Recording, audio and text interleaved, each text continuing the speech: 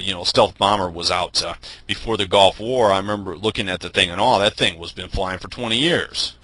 You know, that thing had been out a long, long time. They're just showing it to us. That's how our stuff works, which is good. You know, the Rothschilds say fortunes are like mushrooms, they grow best in the dark. We say Aryan technology is like mushrooms, it grows best in the dark. Good. No use giving anyone our goodies. People always, you know, and guys out of Washington, you know, they talk about this person getting in nuclear weapons. You know, that type of thing concerns me because we get blown to hell by some crazy with nukes. But at the same time, I know that if the Russians or if certain elements of the Pentagon are making sure people, you know, in other words, if I see someone getting nukes, if the Russians, let's say the Russians help someone develop a nuke, it doesn't bother me simply because I assume they're obsolete. Yeah, that's how our technology works. Someone smart like that, and there's a lot of bright people you may not realize it in the Pentagon. They're not stupid animals. They may act like that at the top.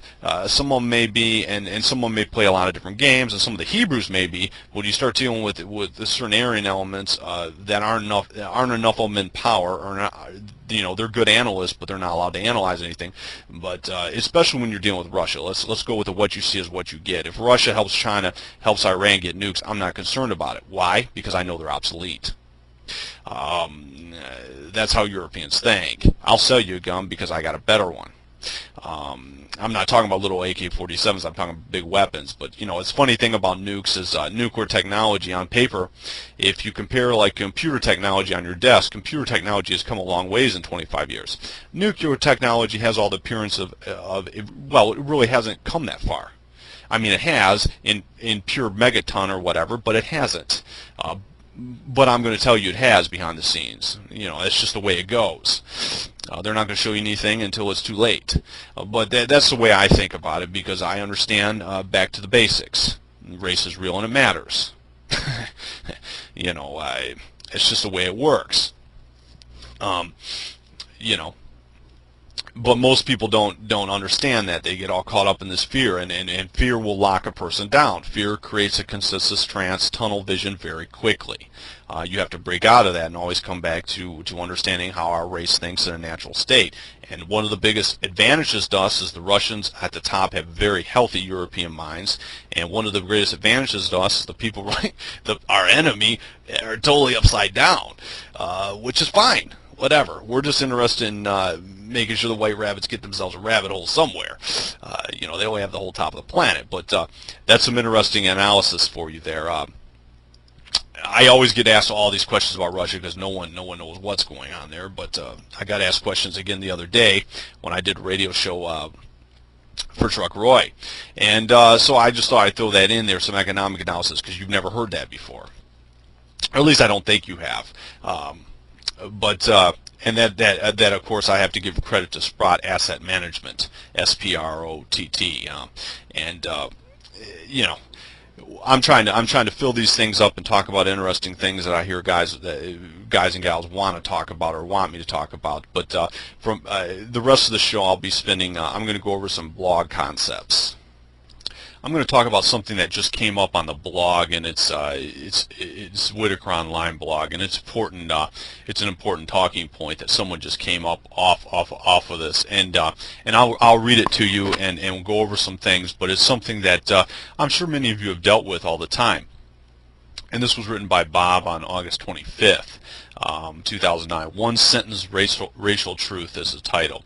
The History Channel is advertising a program with words, all humans are 99.9% identical. They are also 99.5% identical in other articles. Equally politically correct. Bill Clinton said 99.99%, and he wouldn't lie. This is the latest one-sentence truth about race. 50 years ago, I read a comic book that scientists have proven that all races are equal in inherent abilities. The illustration showed an Oriental, a white, and a black breaking the tape in a foot race at the same time. Now we have seen other races in action. The idea that all races run the same speed will get you institutionalized. But the one-sentence racial truth changes from month to month. All races have equal innate IQ. Race is a myth. Race is a social construct. All races are 99.99% identical, all of which means the white race should disappear. Please note that the History Channel's One Sentence Truth says that all people are 99.99% identical. This means geniuses, idiots, dwarfs, giants, ugly and beautiful, healthy and congenitally doomed to die as children. If you think about it, it is not very comforting thought, but no one ever thinks about one sentence truth. You can get arrested for doing that. And the point I would make is the obvious. No one's flooding China with non-Chinese and saying, gee, human beings are 99.99% the same, so we're going to create a blended humanity in only China. No one's talking about flooding Africa with non-Africans and saying, gee, human beings are 99.99% the same, so we're going to create a blended humanity in only Africa. No one's flooding Saudi Arabia with non-Arabs and saying, gee, human beings are 99.99% the same, so we're going to create a blended humanity in only Saudi Arabia. Only white countries are doing it. Only white children are being affected. It's genocide. You see, you can always make, I use this, whatever they're throwing at me, I'm going to use the same thing to make the same point over and over and over again. And now I'll read the responses. Now that I've given you my response, Horst's response, I'll read the responses. This is from Tim. A couple more facts I heard our resident genocidal freaks talk about. Humans are 94% the same as chimpanzees. Humans are 66% the same as fruit flies. Oh, and 40% the same as bananas. I saw that on the same Discovery Channel, actually. That's right, Tim. Something along those lines. Of course, we on Bugs will point out the damn obvious. 0.1% must mean a whole hell of a lot if a little girl is 66% the same as a fruit fly. What's in that 0.1%? That is the question no one asks out loud. We will, and that's a good point. After I would say something like no one's flooding China with non-Chinese and saying, gee, human beings are 99.99% the same, so we're going to create a blended humanity in only China. Once I made that point I just made to you a few minutes ago, I would go into what Tim says. That's pretty interesting stuff. That's a good talking point. Humans are also 94% the same as chimpanzees. Humans are 66% the same as fruit flies. Oh, and 40% the same as bananas. What 0.1% must mean a whole lot if a little girl is 66% the same as a fruit fly. I would make that point, and maybe I can articulate that better in another one, but that's a pretty good point. I never thought about that. That's something to add to it. Point at a little girl and say 0.1% must mean a whole hell of a lot if she's 66% the same as a fruit fly. Those percentages in perspective sound 0.1% is a whole lot. 2% is epic. If you're 94% the same as a chimpanzee and 40% the same as banana, and a little girl is 66% the same as a fruit fly, 0.1% is epic. Think about it.